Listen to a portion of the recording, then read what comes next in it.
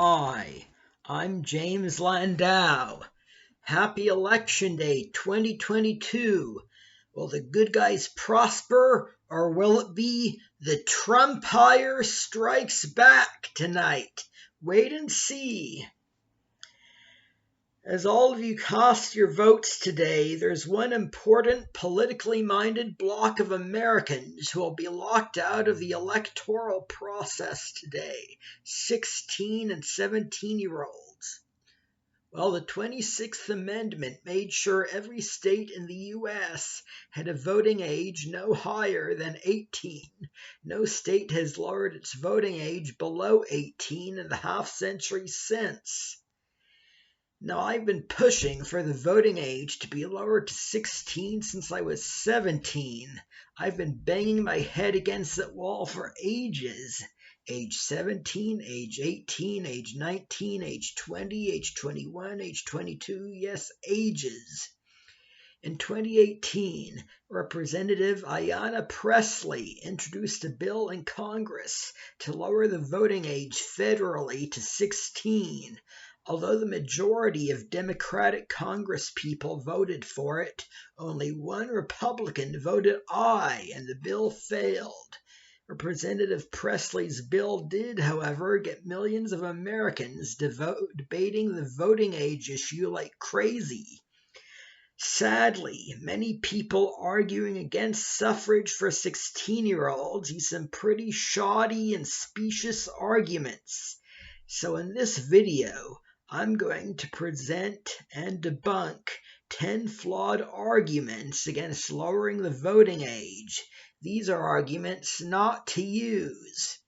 Now, if you read the video details section, you can find links to quotes, studies, and statistics that I bring up in this video. So if you find yourself doubting anything that I mention, check the relevant link in the details section out. Without further ado, here are 10 flawed arguments against lowering the voting age. Flawed argument number 1. They're just not mature enough. The first argument many opponents of suffrage for 16-year-olds will reach for is lazily saying they're just not mature enough, or they just don't have enough life experience. This argument is vague and unscientifically impressionistic. Have these people actually conducted studies to see whether the majority of 18-year-olds should be voting, but the majority of 17-year-olds shouldn't? And have they given serious thought to what exactly is the right quantity and type of maturity necessary to be a good voter? In fact, there is a scientific paper from academia about the ideal age to vote. A 2010 academic study titled American 16 and 17-year-olds Are Ready to Vote by Daniel Hart and Robert Atkins found that 16 and 17-year-olds are genuinely indistinguishable in their capacities to function as citizens and to vote responsibly from the youngest adults, 18-year-olds, who are entitled to vote. The paper concludes that the ideal voting age is not 18, not 14, not 15, not 17, nor 21, but 16.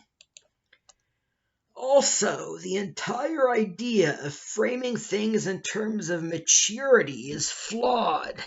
I'm going to cite a quote here from Nightvid Cole, a youth rights activist from NYRA, that stands for the National Youth Rights Association. Nightvid says, quote, "When a parent lashes out by hitting a child in response to something the child says, it is corporal punishment. But when a child does exactly the same to a parent for exactly the same reason, it is a temper tantrum. This doublethink is precisely what is so wrong about the concept of maturity. It is essentially defined to presuppose that the parent or adult is objectively correct no matter what, simply because they are the adult. Therefore, using immaturity as an excuse for depriving the young of rights is often just circular reasoning in disguise.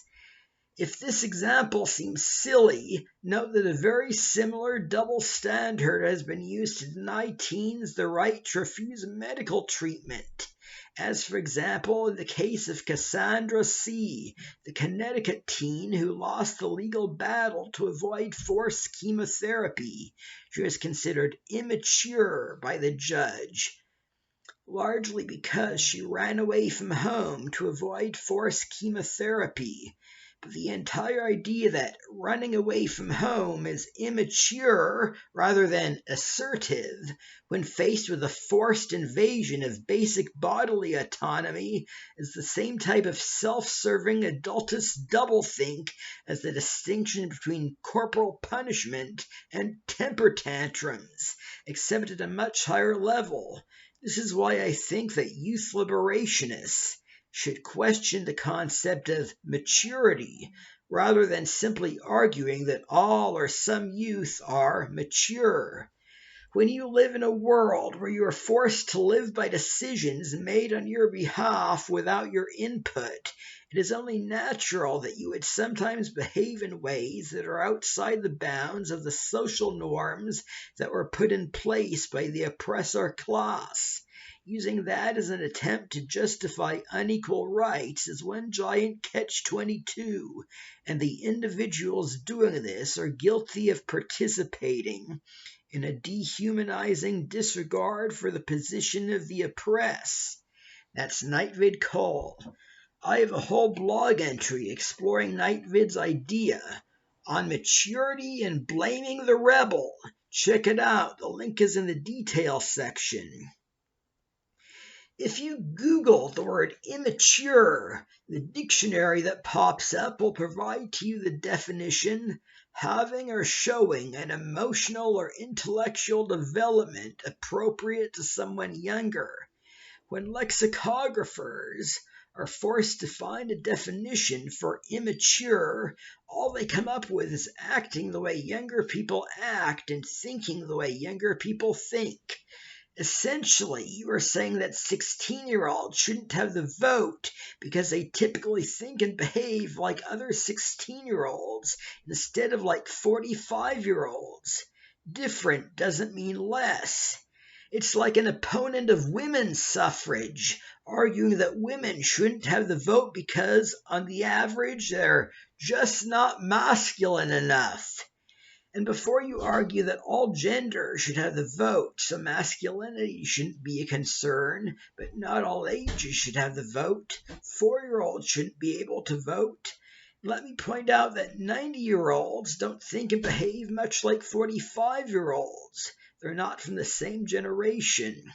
Yet both 45-year-olds and 90-year-olds are entitled to vote. 16-year-olds, on the average, think a lot more like 18-year-olds who are already voting well than like small children or even 10-year-olds.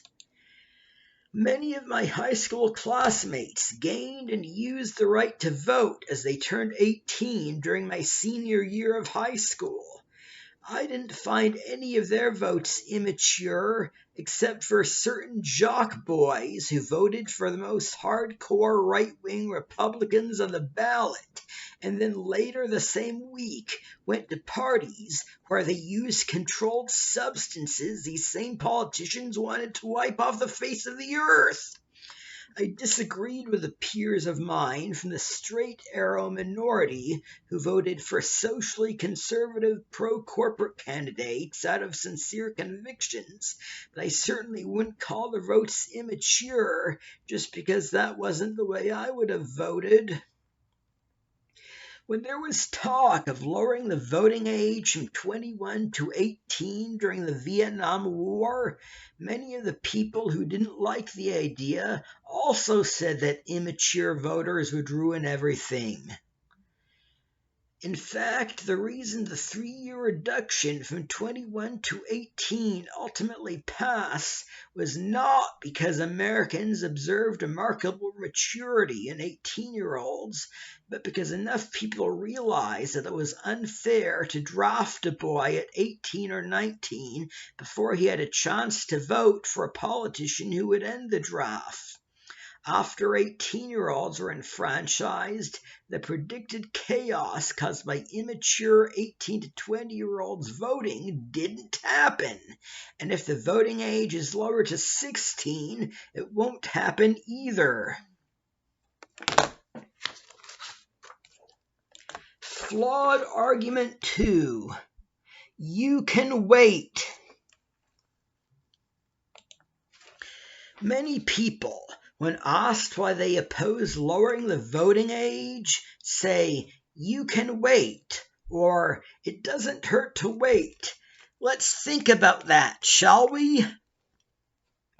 Why not raise the age to 21? Because an 18-year-old can wait 3 years.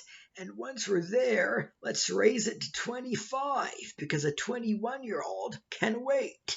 And why not require people to be 18 to buy a computer? It's a big, expensive decision, and after all, a 14-year-old or 17-year-old can wait.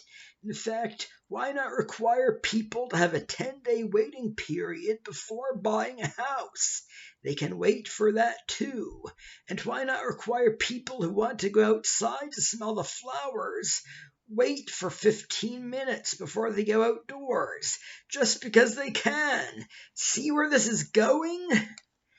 The fact is, saying you can wait is merely a justification for why an age restriction is acceptable, not an argument for why an age restriction is necessary.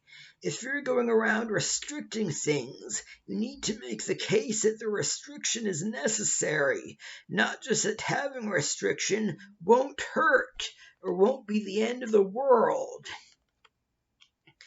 And are you really so sure it never hurts to wait until you're 18 to vote? An election only comes once.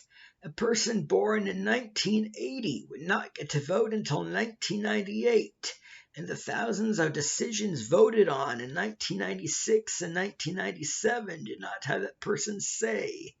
He may get to vote on 1998 propositions or in the 2000, 2004, 2008, 2012, 2016, and 2020 elections, but it is already too late for him to vote in the Clinton-Dole election of 1996, which is lost forever in the annals of history. For any of the bad decisions of voters leading up to the current day, there's a possibility it could have been avoided being passed and more young people, those who are 16 and 17, been allowed to vote. Today we have 16 and 17-year-olds denied the vote as the earth is dying, and there's a race against the clock. But too many silent Boomer and Joneser voters prefer candidates who won't do enough about the threats of climate change, either out of ideology, partisan loyalty, or out of a misdirected, pragmatic cynicism. And we might not get more millennials and fifth worlders, the generation after millennials, so-called because most of them have or will have their first memories of the world on or after December 21st, 2012, turning 18 in time to save the planet through their votes. Waiting periods may be important for some things, like buying a gun, but that doesn't mean lawmakers should make laws arbitrarily requiring people to wait just because they can. Many things, such as seeing a doctor after you notice symptoms or reporting to jury duty, need to be done promptly. Life was not made to be spent around waiting until you're 18 or 21 or 30 or 65 to do things. Lost time is never found again. Everyone only has a finite time to live, at least until human life extension technology is invented, and we don't know how soon that will be. If the first 18 years of a 90-year life are spent in chains, that's 1/5 of your life that you'll never get back. I leave you with the words of an actor from Jonathan Larson's rock musical Rent, who is being interviewed in a documentary on the making of the musical. He said that if you're debating whether to eat the pie or not to eat the pie, eat the pie. You might not be alive to eat it next week. Flawed argument number 3. Uninformed voters would screw things up.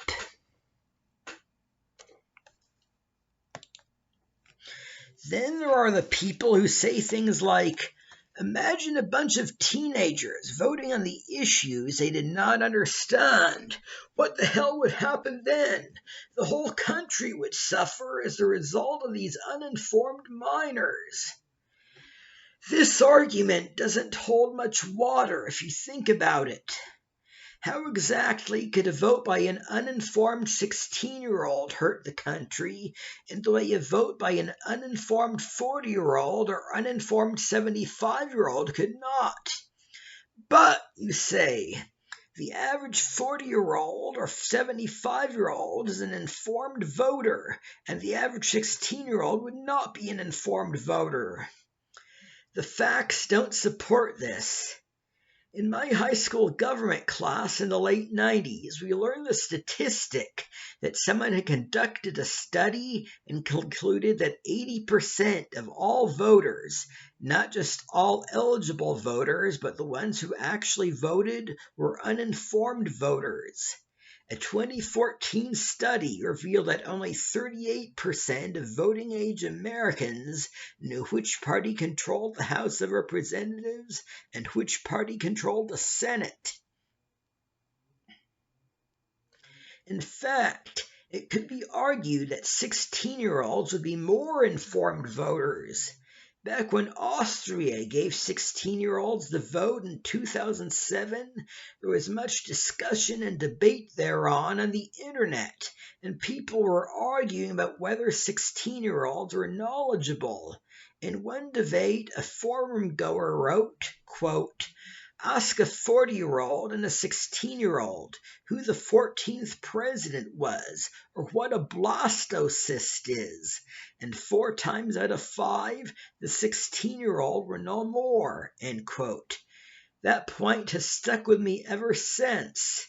Now back then, in 2007, a person turning 40 would be born in 1967, like Kurt Cobain. And a person turning 16 would be born in 1991, like Ed Sheeran. If there is good civics education in America, they can churn out some good voters.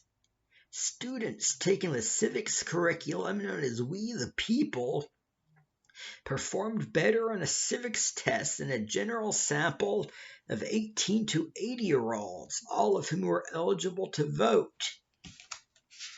96% could name the vice president of the U.S., compared to 74%.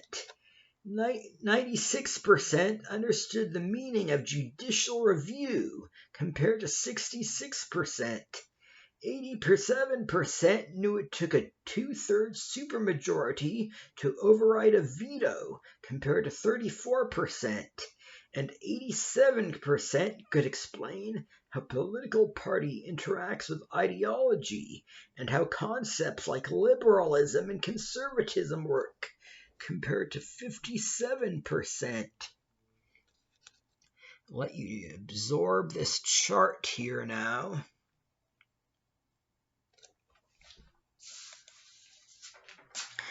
There are a plethora of middle-aged Americans out there who don't know jack about politics and government, so arguing that most teens aren't knowledgeable enough about politics is a canard. You know the shows like Jay Leno and Jon Stewart, wherein they tape themselves walking up to random strangers with petitions like "End Women's Suffrage" and tons of voting-age Americans sign because they think suffrage means the act of suffering rather than the right to vote. Hopefully it's not any of you watching this video. And let's not forget all the voting-age Americans who signed the petition to ban dihydrogen monoxide. Certainly they weren't thinking like intelligent voters, but no proponent of democracy wants to take the vote away from them. Flawed argument number 4. Etiam and libris.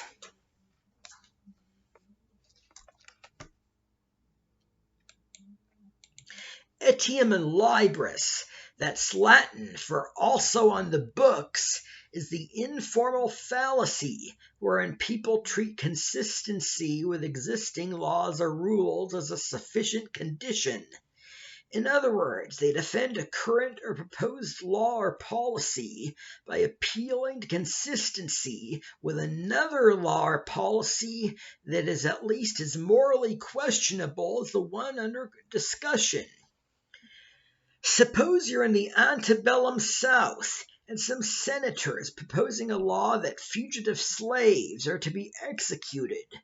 And suppose some anti-abolitionist supports the bill by arguing, the law holds a slave owner responsible for the crimes of his fugitive slaves, so shouldn't we execute fugitive slaves? Or suppose a high school teacher, we'll call him Mr. Shrunk, has demanded female students let him pull their ponytails or they'll be failed. And now this one girl in his class with a ponytail, Jessica, is resisting and telling Mr. Shrunk it's her body. And now Mr. Shrunk says, Rachel, Ellie, Kate, Ariana, and Hanako have had their ponytails pulled so they can pass. Why should I treat you any differently? What makes you the exception? It's nice and consistent, right? No, it isn't. We shouldn't have slavery in the first place, and Mr. Shrunk shouldn't pull on anyone's ponytail. We see this when people say the age of majority in the United States is 18. 16-year-olds are too young to smoke, drink, sign a contract, get married without their parents' permission, join the military, gamble, play the stock market, consent to medical treatment, or even get into an R-rated movie. So why should they be able to vote? So anyway, this point is actually not an argument against lowering the voting age, but an argument for lowering the voting age. Allow me to elaborate. In the 60s, the voting age, age of majority, and age of emancipation were 21 almost everywhere in the United States. 18-year-olds or even 20-year-olds couldn't get checking accounts. Unless they got married or drafted at 18 or 19, people in their late teens were the legal property of their parents. Their parents could dictate whether they grew long hair or a beard, ground them, and forbid them from dating a black boy or black girl if they were white, or dating another boy if they were a boy and another girl if they were a girl. 20-year-olds did not have the right of medical consent, so if their parents refused to let them get vaccinated, they would just have to pray that they didn't catch a virus and die before their 21st birthdays. In a disgusting disregard for the First Amendment, parents could even force their 20-year-old kids to practice a religion they believed was wrong. And if a 20-year-old who hadn't married nor been drafted broke something, his or her parents were legally required to pay for it. Then, in 1971, the voting age was lowered to 18 across the country with the 26th Amendment. Suddenly, states started granting 18 to 20-year-olds many new civil rights besides just voting. 18-year-olds of both genders were able to marry without parental permission in every state but Alabama and Mississippi. States lowered their ages of majority and ages of emancipation. The Michigan Age of Majority Act decreed that the legal age for everything that was once 21 would now be 18. Alabama decreed that 19-year-olds could do everything that had once been 21. Are proponents of this argument saying that in Alabama, the voting age should be raised to 19, and in Mississippi, where the age of majority is 21, the voting age should go back to 21? 18-year-olds could finally get checking accounts, sign contracts, sue, author wills, and bear witness at weddings. Alabama lowered its age of medical consent to 19, California to 18, and Oregon to 15. If only the voting age were lowered to 16, many other rights would soon follow. Imagine all the essential rights: cell phone plans, medical consent, freedom of religion, moving out of the house, freedom to date someone of another race or the same gender despite parental disapproval, or even the right not to be jailed for expressing political views your parents won't let you express. That would now be extended as low as 16.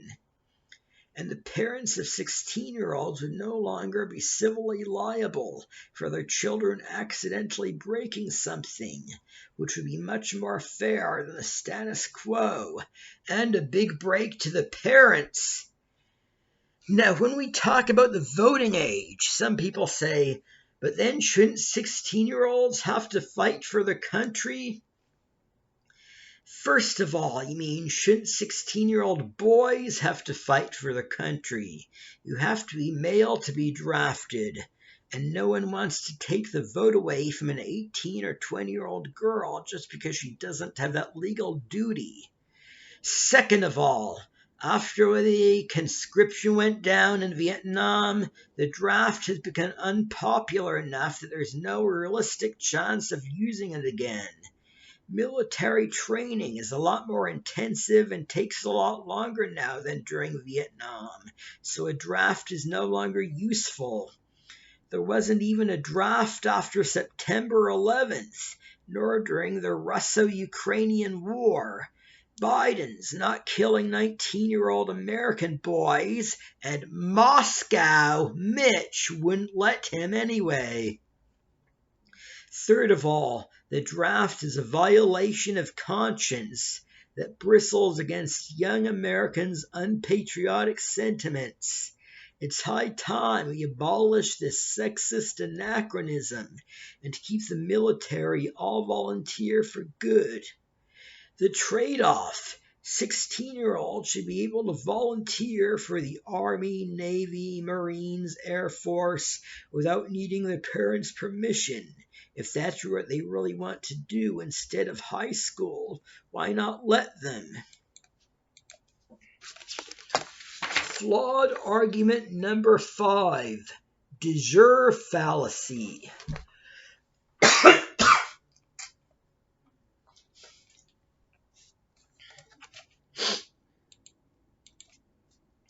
Now, this is a similar argument to the last one, taking a somewhat different angle. There are the appeals to a sort of a priori legal judgment that a 16-year-old lacks the capacity to vote. They'll say a 16-year-old, meaning a 16-year-old in the US as opposed to, say, Scotland, is currently deemed to lack the capacity to serve on a jury, own a gun, drink, smoke, sign a contract, or marry without parental permission. So how can they be mature enough to vote? Until 16-year-olds are deemed responsible enough to have adult rights and live in the adult world, they shouldn't be voting. Key word: deemed. For centuries, women were assumed not to have the same mental capacities as men, and this was encoded into law. Many laws were based on the law that assumed women lacked competency. Those laws were changed, of course. Today, almost everyone knows that women can make decisions as mature as those made by men of the same age. Were the brains of women fundamentally altered when the laws changed? No, women were smart enough all along. Imagine the generations of women who could have had a better life if only people had examined the actual mental abilities of the female sex earlier. In fact, this argument is backwards. People who make an argument based on legal fictions like this are usually not even considering the possibility that it's the conceit that teens are too immature to do the other things, jury duty, contract liability, etc., that's an error, rather than the conceit that teens are mature enough to vote that's an error. The de jure fallacy is the logical fallacy wherein someone confuses the way something is decreed by law and the way it is in reality. Did you know that the Guinness Book of World Records, under the category Most Inaccurate Rendition of Pi, mentions how in 1897 the General Assembly of Indiana enacted a law in House Bill number 246 stating that pi was de jure 4? Imagine someone traveling to Indiana in the turn of the century era, thinking, I've got to see those really weird circles they have in Indiana. In Indiana, the circumference of a circle is a whole 4 times its diameter. That would be silly, right? And even though Joe Hill was found guilty of murder in a court of law, he still wasn't a murderer. There exists an objective truth about whether he murdered John G. Morrison that holds independently of the jury's finding. Hill was no more of a killer after the jury's ruling than before. The average IQ of American women did not jump by 20 points as soon as women got the vote.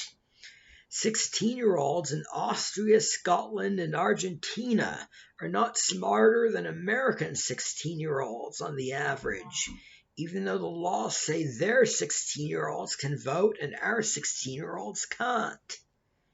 Legal fictions make it way too easy to make laws to unreflectively conform to other laws based on some lawmakers' prejudices, to decide court cases based on precedents, based on other precedents, based on long-deceased judges' prejudices. Instead of letting legal fictions go unexamined, we need to search for truth. As this great editorial in The Guardian put it, most African countries have set the minimum voting age at 18. The decision to do so is based more on tradition and less on careful observation of social, economic, and political realities. Tradition indeed. Flawed argument number 6. They'll vote like their parents.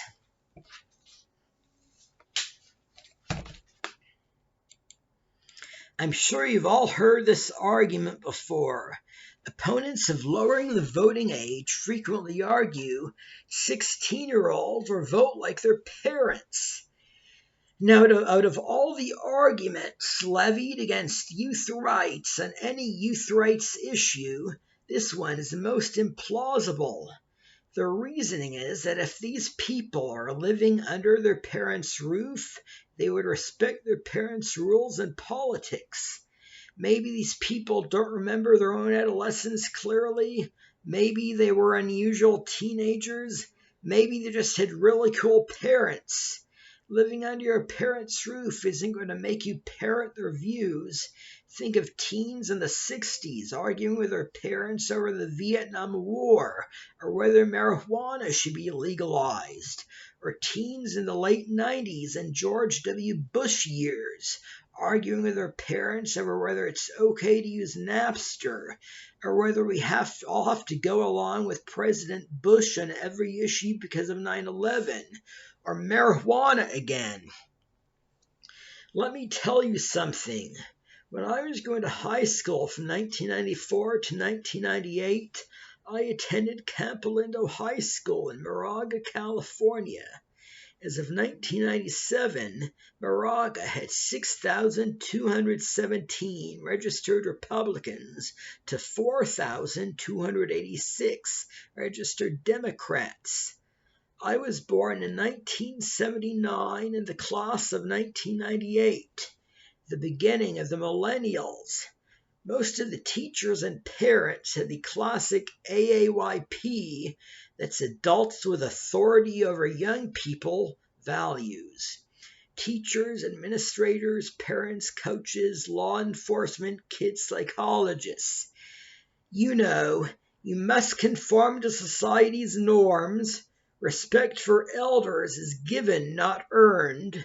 The law must always be obeyed, no matter how unjust it is. Don't talk back to your elders. Homosexuality is wrong because society says it is. When in Rome, do as the Romans do. Whatever the government does is right. Businesses know better than you or I what's right or wrong. Don't question authority, and so on. These adults are the inspiration for the math teacher, Mrs. Dahlgren, in my rock musical The Bittersweet Generation. And yet the students were lefties when it came to social and corporate issues. 2/3 wanted to be Democrats when our government class did a Congress simulation and required students to choose between Republican and Democrat. In a survey in the student newspaper during my stay at Campolindo, 55% of students said they identified with the Democratic Party, a mere 11% said they identified with the Republican Party, and the remaining 34% were independent.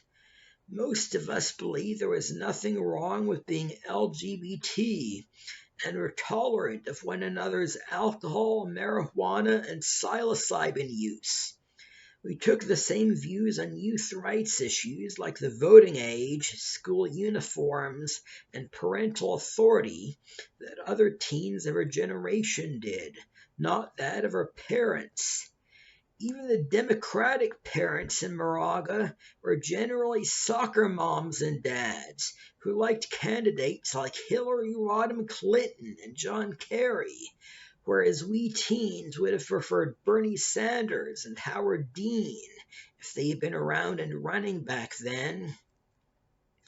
In fact, nationally, polls from the millennial and fifth world teen eras have shown teens breaking with their parents on many issues.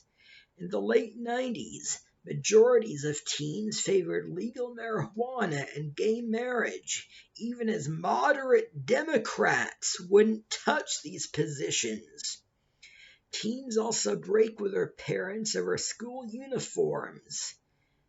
Around 80% of teens opposed school uniforms, according to two polls in the late 90s, as reported in Gary Peter Clark's The Dangers of the School Uniform Movement. On the other hand, 53% of Americans over 18 said they supported school uniforms in the late 90s. And if you restrict the statistics to adults over 25 at the time, the figure gets even higher. In a study conducted by the Barna Group, 86% of teens said that music piracy was morally acceptable. Just think back to the 2016 U.S. presidential election. 16 and 17-year-olds liked Bernie Sanders. In a post on Quora, you can read the post my link in the details section. Becky Bond wrote, "In my experiences on the campaign trail working with young people as staffers and volunteers, I came to be in awe of the younger cohort of millennials, primarily folks who are aged 16 to 26. Their parents, generally Jonesers and early Gen Xers, were smitten with Hillary Clinton and Donald Trump. Or think all the way back to the 2008 election, when 16 and 17-year-olds loved Barack Obama and their parents doted over Clinton or John McCain. Or let's look at a vote in a country in which 16-year-olds were actually able to vote, Scotland. At the Scotland independence referendum, for which Scotland lowered its voting age from 18 to 16, think tank Depart found schools had more influence than parents in giving confidence and understanding politics. More than 40% of under 18 voters said they planned to vote differently from mom and dad.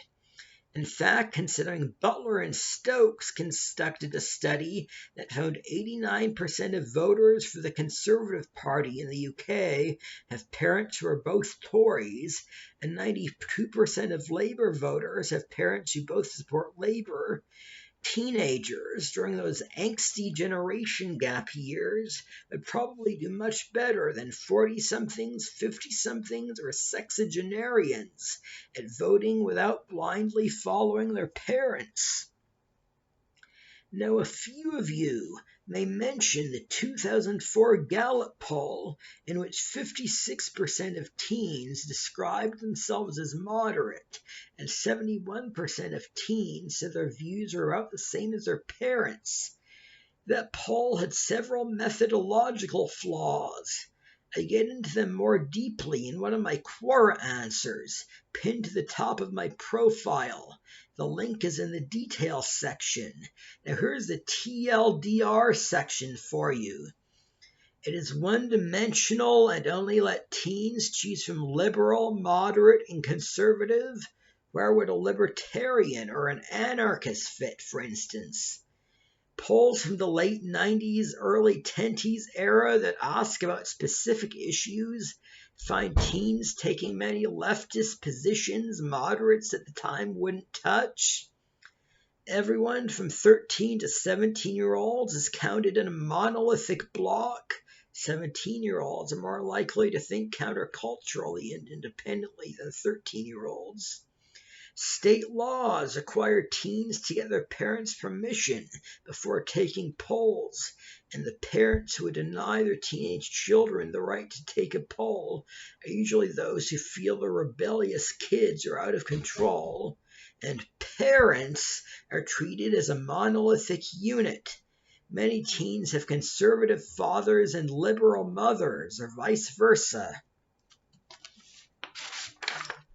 Flawed argument number 7, but teen brains. Okay, I'm sure all of you have heard it, read it, whatever by now. The purportedly scientific argument that teenagers' brains are not fully developed. Well, it turns out this is junk science. In a 2007 Scientific American article titled "The Myth of the Teen Brain," psychologist Robert Epstein debunks this cerebral determinism. As Epstein points out, the studies that examine adolescent brains, teenage pathologies, and teen angst do not distinguish cause from effect. Teenage ills are caused by the restrictions on youth and segregations of teens from adults that got started in the early 20th century, as around the time Stanley Hall's magnum opus, Adolescence, cemented the concept of adolescence in American and Western popular culture. Teens in pre-industrial societies do not show high rates of crime and spend most of their time with adults. They do not feel teen angst. When Western-style schooling and television are brought to those societies, the adolescent members of these now westernized societies begin to exhibit delinquency and teen angst. The Inuit living on Victoria Island, Canada, had no problem with juvenile delinquency until the community was westernized in the 80s, and by 1988, They had established their first permanent police department now that the worms had escaped from the can. Epstein also points out that brain imaging studies show only a correlation between brain age and brain anatomy, not a causal relationship. Also, a 2017 study from Bent State University showed that in Taiwan, crime was at its highest among people in their late 20s and early 30s, not those in their teens and early 20s as in the United States. Basically, this all suggests that teenage pathologies are sociogenic rather than part of a natural timetable of human development. The popular factoid is that the human brain does not finish developing until the age of 25. Well, back in the 70s, scientists claimed the brain reached maturity at age 18. And now, at the other extreme, research now reveals that a person's brain, in fact, continues to develop and change for her or his whole life, or at least it doesn't stop until age 45. Around the time Westerners in this decade increasingly believe that a person ceases to be a young adult and becomes a grown adult. For instance, just look at the music video for Charlie XCX's song Boys. I was busy thinking about boys, boys, boys. A number of the male models in the video were in their early 40s when that music video was made, but none were over 45. The thing about the 25 studies is that the number 25 was chosen because of the conventional wisdom that people don't start acting like real adults until their mid-20s. It doesn't reflect biological reality. Remember Nightvid Cole? He published a study. You can find the link in the details section called Minority versus Legal Incompetence, the case for lowering the age of majority to 13. Cole points out that arguing that teen's brain is not as mature as an adult's brain is asking the wrong question. The relevant question, Cole says, is whether the teen's brain is sufficiently developed to make decisions. Cole, analyzing a study that compared the abilities of 11 to 13-year-olds, 14 to 15-year-olds, 16 to 17-year-olds, and 18 to 24-year-olds to pass the MacArthur Judgment Evaluation, an evaluation used by courts in determining whether a defendant is fit to stand trial, points out that, quote, the population mean for the 11 to 13-year-olds is less than one standard deviation below the adult mean in all three areas, understanding, reasoning, and appreciation. Some people will tell you that science proves that teens are bad at managing impulses and delaying gratification. This claim comes only from static imaging of the prefrontal cortex, with the scientasters saying it doesn't look like a 45-year-old's prefrontal cortex. But the proof of the pudding is in watching the brain in use. That's where a study conducted at Weill Cornell Medical College comes in. Subjects, divided into teen groups and adult groups, played a game. A dot moved across the screen, and the subjects had to guess which direction the dot would move. If their predictions were correct, they earned points. Now, the teens took, on the average, longer than adults before they made their prediction. Teens were looking for patterns and analyzing, it turns out, while the adults wanted to choose quickly. Just the opposite of the stereotype that teens are impulsive. Now, Bill Bystricky, also of NIRA, has a great blog entry analyzing the study. His analysis on its implications for youth rights. Bill writes, I imagine some mad moron will soon defend graduated driver licenses by saying, Driving calls for quick decisions. As the science now proves, teenagers' immature brains lead them to examine things too thoroughly before reaching any decisions.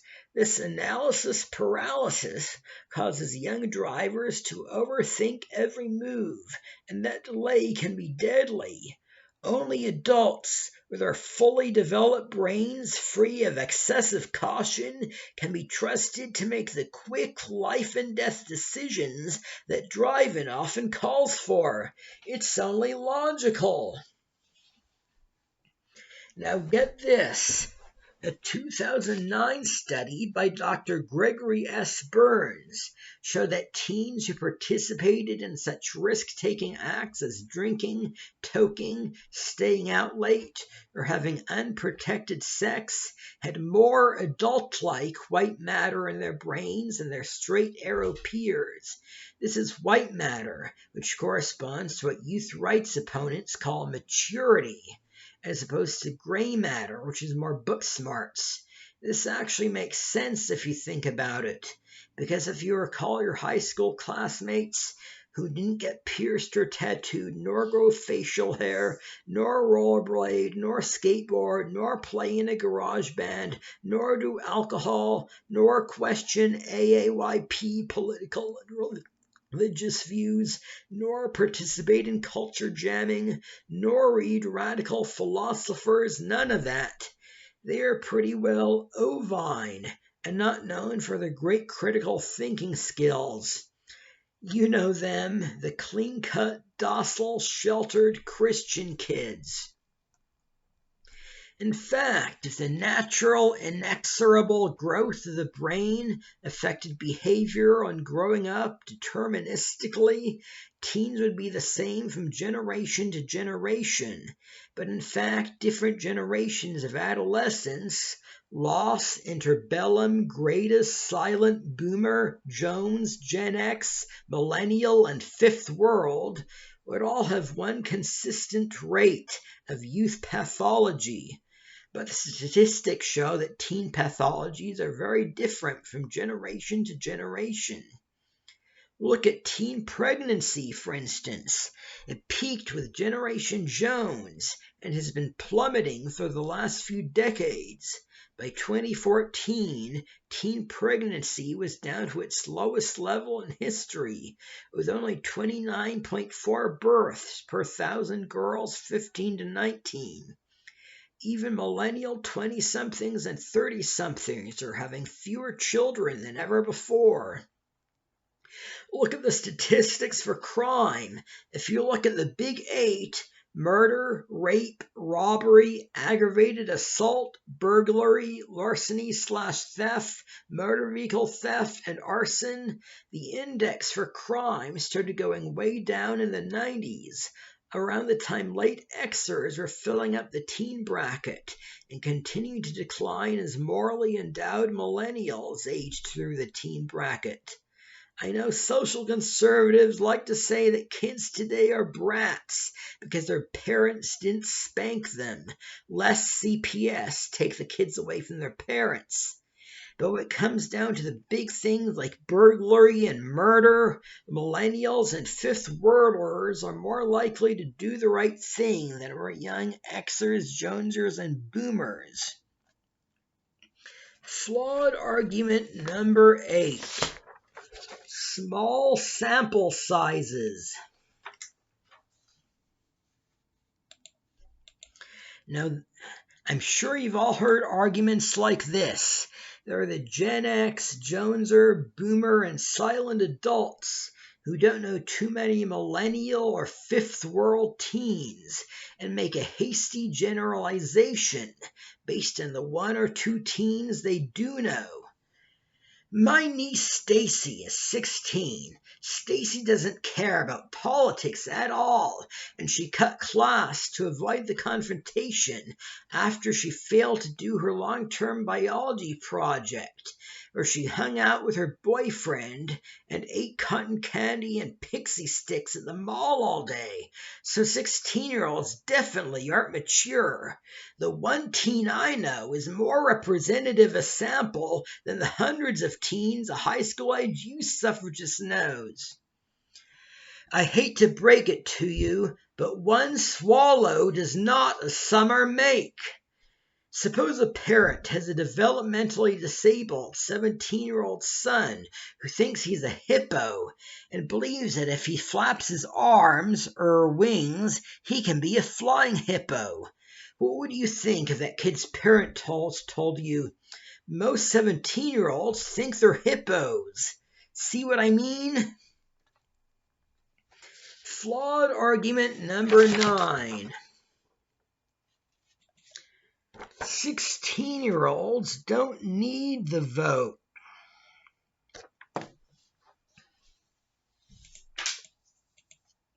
Now, this is an argument that really makes me angry. I remember back in 2009 when Change.org, the site with all the petitions, had its contest for the top 10 policy ideas to introduce to President-elect Barack Obama upon his inauguration.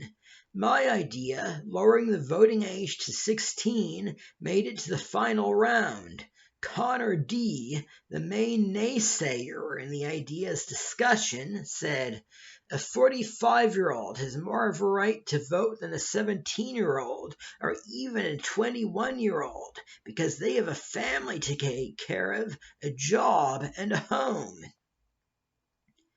Just because teens and 20-somethings generally do not have spouses, houses, or children, that does not mean that they don't have social and political issues that are close to their hearts.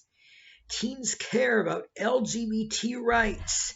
Today's teens are the most likely in history to be openly LGBT or gender nonconforming. Climate change and the environment in general, they're the ones who are going to have to live on future Earth. Energy and oil. It was 17-year-olds, not 50-year-olds, who accused Bush's war in Iraq of being an oil war. Drug legalization.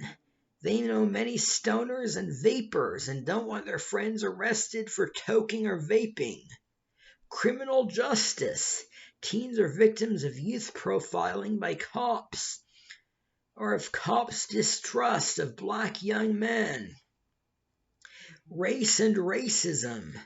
Millennials are the most ethnically diverse generation in U.S. history until the Fifth World generation came along, and the latter are even more diverse. Gun control. Just think of how many mass shootings happen at schools.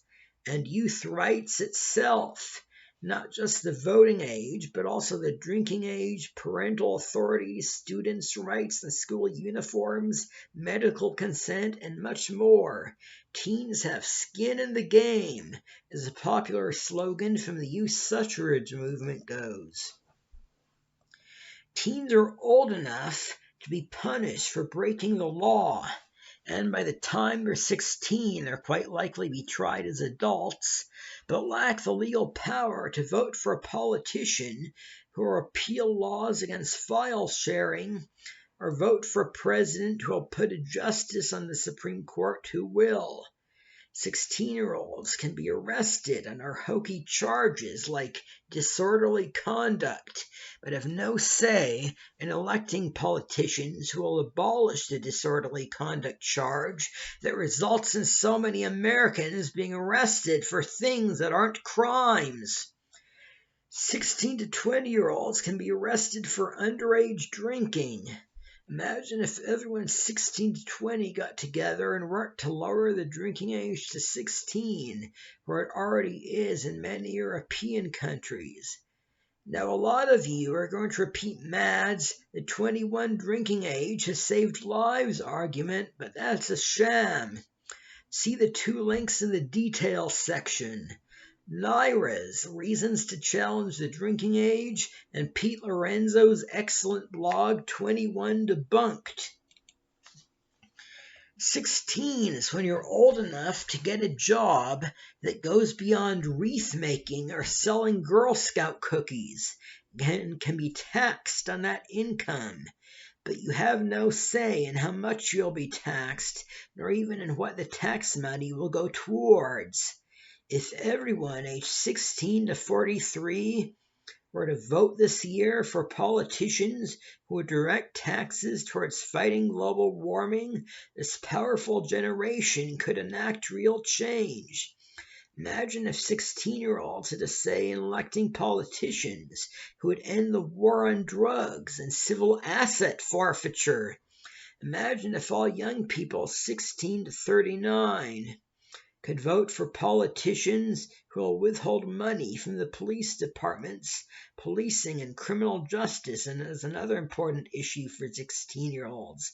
Today we have cops who practice racial profiling and youth profiling, stop and frisk African American lads, shoot dogs and black people, arrest people for victimless drug offenses, harass people just because they look eccentric or odd, and arrest protesters under hokey charges.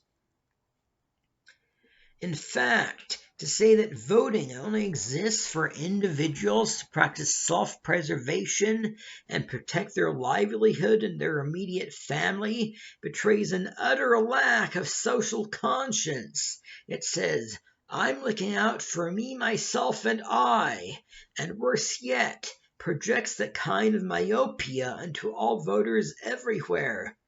Guess what? I don't have a wife and kids. I'm not even straight. I'm not a homeowner, but I still care about a lot of political issues, including many that still affect me directly. And finally, flawed argument number 10. The same teens who ate Tide Pods?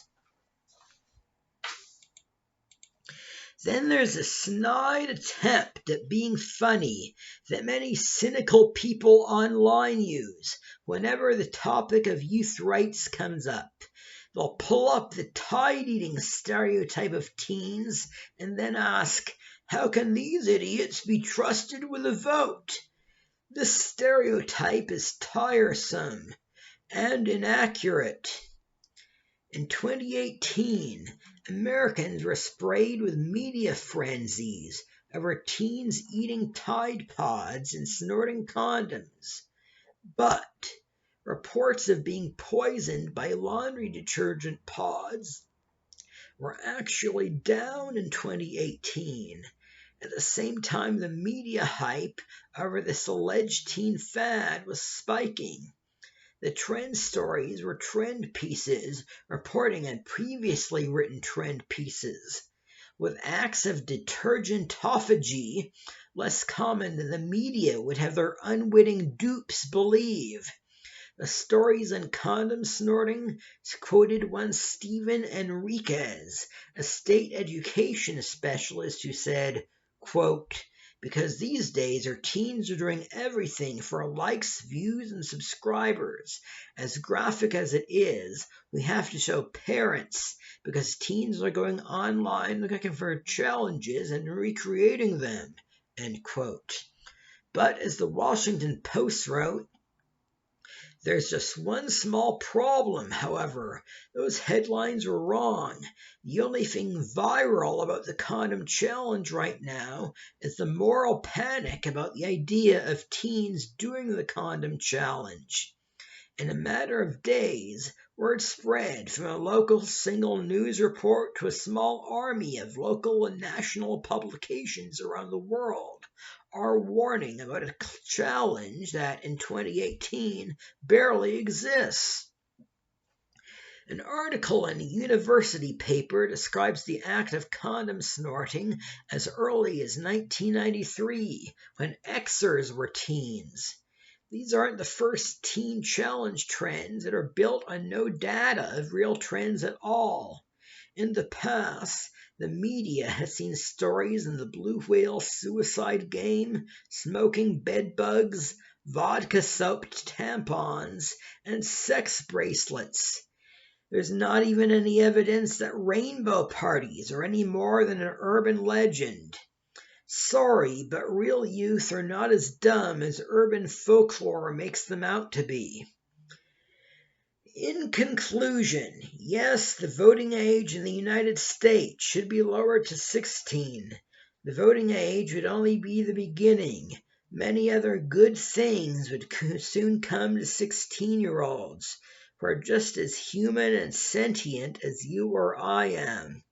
It is high time to introduce the suffrage to 16-year-olds that will no doubt be seen by future generations as progress, just as suffrage for African Americans, Native Americans, women, and 18-year-olds are. For more videos, mostly of me singing, check out my other YouTube videos, and if you like this one, help me out by subscribing to my YouTube channel, Save Graduation. For the political junkies among you, there are lots of song parodies about Donald Trump and George W. Bush on my channel. Happy election night. You're watching Save Graduation. I'm James Landau.